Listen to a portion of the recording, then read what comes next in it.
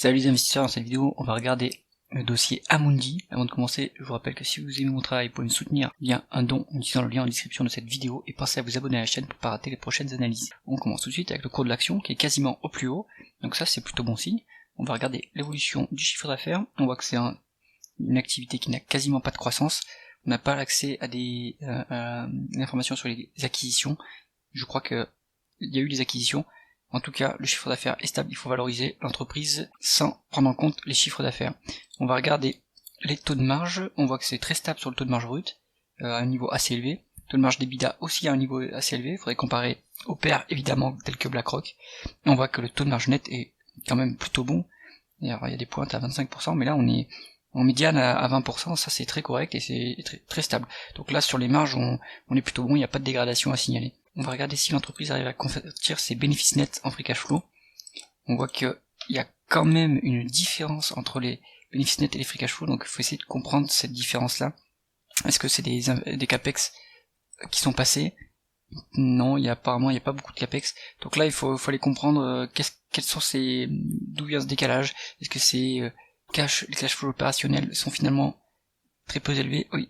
Donc on voit qu'il y a un trou dans les cash flows opérationnels. Donc là il faut creuser dans le tableau de trésorerie pour comprendre d'où vient l'écart. En tout cas, si on veut valoriser l'entreprise, il vaut mieux réfléchir en free cash flow. Est-ce que l'entreprise est endettée? On va regarder ça.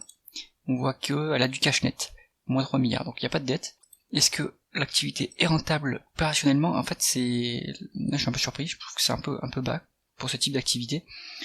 Maintenant, peut-être qu'il faut regarder plus en return on equity, puisque c'est de l'activité financière, et on voit que le return on equity est quand même plus élevé, donc on peut à mon avis plutôt se baser sur cette métrique là qui reflète mieux l'activité financière du groupe, et on est autour de 10%, donc c'est quand même correct.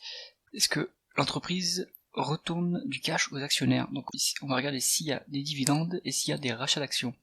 On voit qu'il y a des dividendes, donc ça c'est bien, c'est correct, et en plus ils ont l'air d'être croissants dans le temps, à un niveau peut-être assez élevé. Si on calcule rapidement, 835 divisé par 14 quasiment, on doit être autour des 5-6%, donc pour les amateurs de dividendes croissants est assez élevé, ça c'est plutôt pas mal.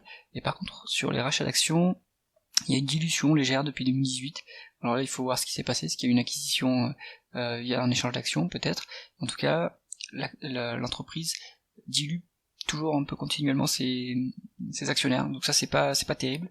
Et surtout que si on regarde la valorisation qui est donnée par le marché, on est en médiane on est à 12 et actuellement on est à 10, donc il y a une décote de 20%, et en plus en absolu c'est un niveau qui est pas très élevé, donc ça mériterait peut-être des rachats d'actions.